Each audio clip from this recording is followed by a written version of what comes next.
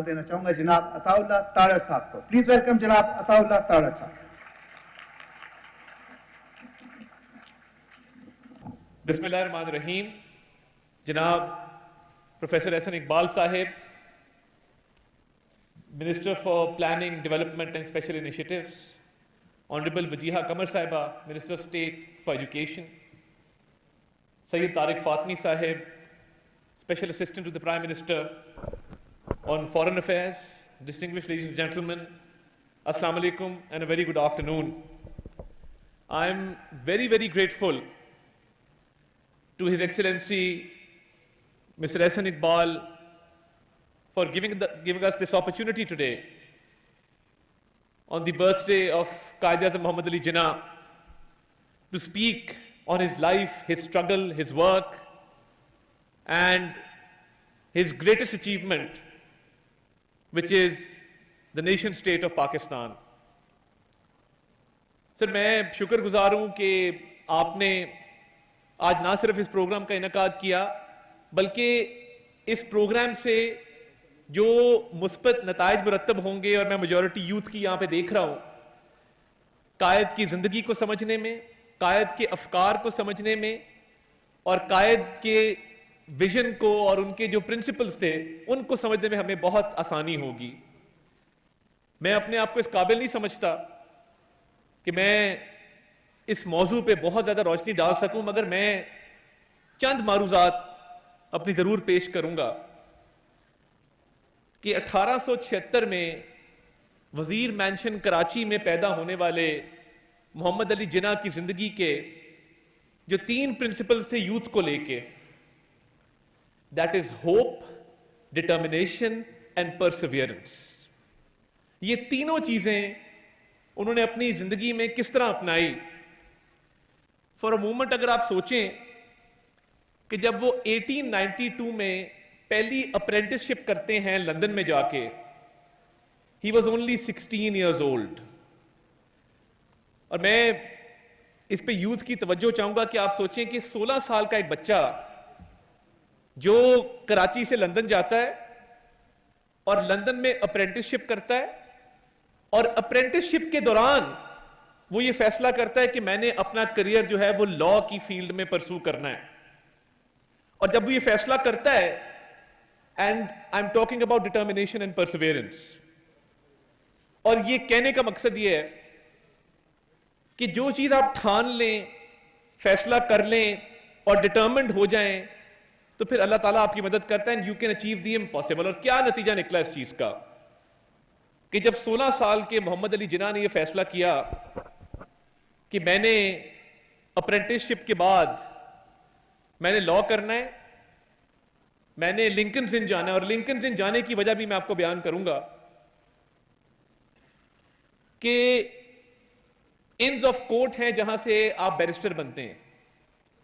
And why he chose Lincoln's Inn? Historians یہ لکھتے ہیں کہ انہوں نے لنکنز ان کا انتخاب اس لیے کیا کہ لنکنز ان کی بلڈنگ کے اندر جن لا گیورز کے نام انسکرائبڈ ہیں، لکھے ہوئے ہیں، اس میں حضرت محمد صلی اللہ علیہ وسلم کا نام بھی ایز اے لا گیور وہاں پہ لکھا ہوا ہے. That was his reason for choosing Lincoln's Inn to become a barrister. اور اس کا نتیجہ کیا نکلتا ہے کہ 19 سال کی عمر میں قائد اعظم محمد علی جناح is called to the bar, becomes a barrister. اور ان کو یہ اعزاز حاصل ہوا کہ وہ بر صغیر کے جو انڈین برٹش سٹیزنز تھے اس وقت کے، he was the youngest Indian British citizen to become a barrister. ایک اتنی بڑی آبادی والا علاقہ اور ریجن، اس میں سے ایک نوجوان کراچی سے اٹھتا ہے اور وہ تہیا کرتا ہے اور وہ نکل پڑتا ہے اور وہ 19 سال کی عمر میں ینگسٹ بیرسٹر اس خطے کا بن جاتا ہے.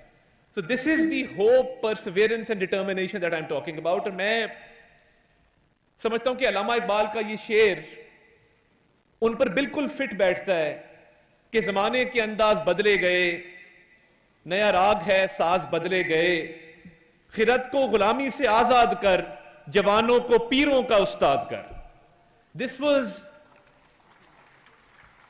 اقبال کے اس شعر کو اگر آپ دیکھیں تو قائد اعظم محمد علی جناح نے اپنی جوانی میں وہ کچھ اچیو کیا جو آج کل کے نوجوان شاید بہت لیٹ سوچتے ہیں اس کے بارے میں.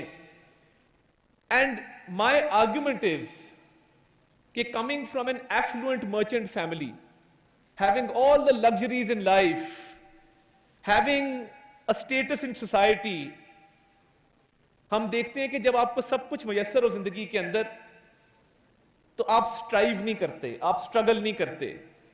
آپ کہتے ہیں کہ مجھے کیا ضرورت ہے سٹرگل کرنے کی یا سٹرائیو کرنے کی, میرے پاس تو اللہ کا دیا سب کچھ ہے. بٹ ڈسپائٹ دیٹ آپ ان کی سٹرگل دیکھیں, ان کی سٹرائیو دیکھیں اور ان کی ڈٹرمنیشن دیکھیں. اور اس کے بعد اگلا جو زندگی کا مرحلہ ہے, میں not here to give a lecture on history but some aspects of his life I want to highlight کہ جس پہ بات بہت کم ہوتی ہے. early years of his life. ہم پاکستان بننے کی بات بھی کرتے ہیں, پاکستان 1930s 1940s کی ہم بہت بات کرتے ہیں, بٹ یہ جو پہلو ہے ان کی جوانی کا یہ اکثر کہیں اس چیٹر کے اندر تھوڑا بیک گراؤنڈ میں چلا جاتا ہے. تو آپ اگر ان کی زندگی کا اگلا حصہ دیکھیں کہ جس کے اندر as a lawyer, as a politician and as a practitioner وہ زندگی کے اندر آئے, پریکٹیکل زندگی کے اندر, تو وہ ٹوٹل دو چیزوں پہ مبنی تھا. ایک اصول اور دوسرا professional capability.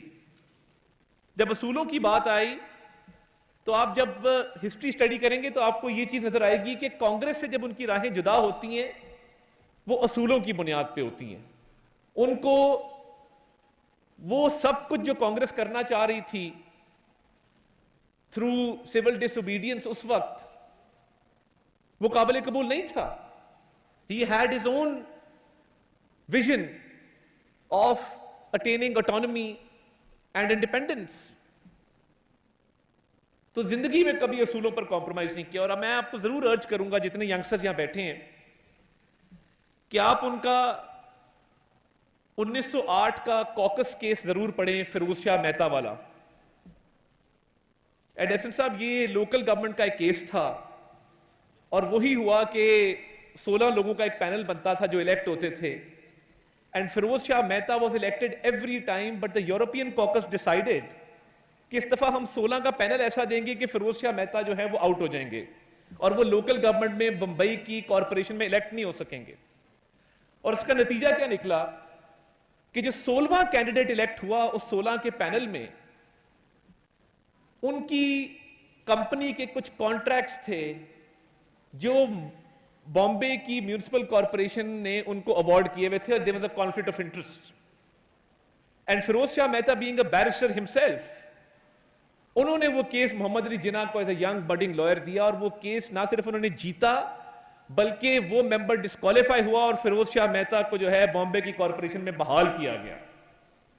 So this is the kind of professional competence جس واحد کیس نے ان کو he rose to prominence. اس کے بعد تو لائن لگ گئی, اور جب ایڈوکیٹ جنرل بمبئی نے انہیں کہا کہ آپ ہمارے چیمبر میں کام کیجئے, اور انہوں نے کام کیا, اور شروع کے 6 ماہ کے بعد انہوں نے کہا کہ ہم آپ کو پکی پوزیشن آفر کرنا چاہتے ہیں and we will be paying you 1500 rupees a month. تو انہوں نے یہ آفر ٹھکرا دی یہ کہتے ہوئے کہ یہ میں اس طرح کا وکیل بننا چاہتا ہوں کہ 1500 روپے تو میں ایک دن کے کما لیا کروں گا, آپ مجھے ایک مہینے کے یہ آفر کر رہے ہیں. So this was the kind of determination جب پروفیشنل کمپٹنس کی بات آتی ہے. اور میں یہ ضرور کہنا چاہوں گا کہ ایک ایسپیکٹ یہ بھی ہے کہ جب ان کو for his parliamentary performance as a parliamentarian knighthood offer کیا گیا 1925 میں لارڈ ریڈنگ کی طرف سے, تو انہوں نے وہ آفر ٹھکرائی اور انہوں نے کہا کہ I would prefer to be called plain mister Jinnah. اور نائٹ ہوڈ ٹھکرانا اس وقت میرا خیال ہے بہت کم یہ ٹرینڈ تھا کہ کوئی نائٹ ہوڈ کو بھی ٹھکرائے. اور پھر باقی اٹس پارٹ آف ہسٹری کہ سائمن کا پاکستان آنا, جناح کی اپوزیشن, لاہور ڈیکلریشن, اور ٹو نیشن تھیوری کو وہ ہیمر کرتے رہے. جس طرح آج کل کہتے ہیں نا کہ نریٹو بنانے کے لیے ضروری ہوتا ہے کہ ایک پوائنٹ کو آپ ہیمر کرتے رہیں. ایک اصول جو انہوں نے نہیں چھوڑا وہ دو قومی نظریہ تھا. That was the two nation theory. اور آج جب ہم بھارت کے اندر دیکھتے ہیں کہ اس ماڈرن ڈے اینڈ ایج میں بھی ہندوتوا از آن دا رائز, جہاں پہ ہم دیکھتے ہیں کہ ایک بہت بڑی اسٹیٹ کا چیف منسٹر ایک مسلمان خاتون کے چہرے سے نقاب کو نوچتا ہے, تو وہ صرف ایک خاتون کا نقاب نہیں نوچا گیا, اس نے تمام مسلمان خواتین کا نقاب نوچا, ان کی ڈگنیٹی کو اس نے کمپرومائز کرنے کی کوشش کی ہے. Every such act it endorses, strengthens and legitimizes the two nation theory according to which Pakistan came into being. ہر گزرتے دن کے ساتھ ہمارا ایمان پکا ہوتا ہے اور ہمارا جو بلیف ہے یہ سٹرونگ ہوتا ہے کہ ٹو نیشن تھیوری, جس کے قائد اعظم سب سے بڑے ایڈوکیٹ تھے اور جس ٹو نیشن تھیوری کی سٹرگل کے نتیجے میں آج یہ ملک بنا اور ہم آزاد فضاؤں میں سانس لے رہے ہیں, یہ ٹو نیشن تھیوری ہمیشہ درست رہے گی. اور میں ان دی کنکلوژن آپ کو یہ بتانا چاہتا ہوں کہ جو 1940 میں جب ریڈیو کے اوپر ایک کانفرنس کا انعقاد کیا گیا جس میں گاندھی بھی تھے, جس میں برٹش راج کے بھی ریپرزینٹیٹیو تھے اور جس میں قائد اعظم بھی تھے, تو 1940s میں انہوں نے اسی وقت sitting on all India radio Pakistan زندہ باد کا نعرہ لگا دیا تھا. اینڈ وہ ایک نعرے سے پورے بر صغیر کے مسلمانوں کو جو ہوپ ملی, ان کی سٹرگل کے اندر مزید تقویت آئی اور ان کو مزید حوصلہ ملا. اور دیکھیے ہم یہ کوٹ سنتے ضرور ہیں, but every time I hear Stanley Wolpert's quote, every time رونگٹے کھڑے ہو جاتے ہیں. It gives you goosebumps every single time. کیونکہ یہ کسی ہسٹورین نے کسی لیڈر کے بارے میں یہ نہیں کہا کہ few individuals alter the course of history. Few still modify the map of the world and hardly anyone can be credited with creating a nation state. Muhammad Ali Jinnah did all three.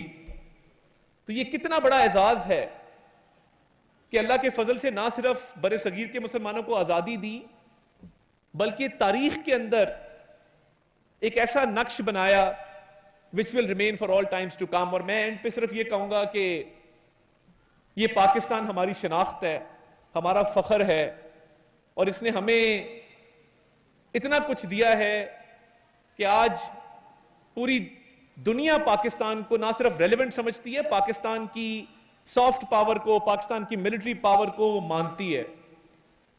تو اس پاکستان کی قدر کریں اور اللہ تعالیٰ جو ہے وہ آپ کو ریوارڈ کرے گا, بیکاز یہ پاکستان اس نعرے کے اوپر بنا تھا کہ پاکستان کا مطلب کیا, لا الہ الا اللہ. اور ان اشعار کے ساتھ میں اجازت چاہوں گا کہ جو کچھ ہے وہ اس پاکستان کی مرہون منت ہے. یہ پروین شاکر کا ایک شعر ہے کہ بخت سے کوئی شکایت ہے نہ افلاک سے ہے, بخت سے کوئی شکایت ہے نہ افلاک سے ہے, یہی کیا کم ہے کہ نسبت مجھے اس خاک سے ہے, اور بزم انجم میں قبا خاک کی اوڑی میں نے, اور میری ساری فضیلت اسی پوشاک سے ہے. پاکستان زندہ باد.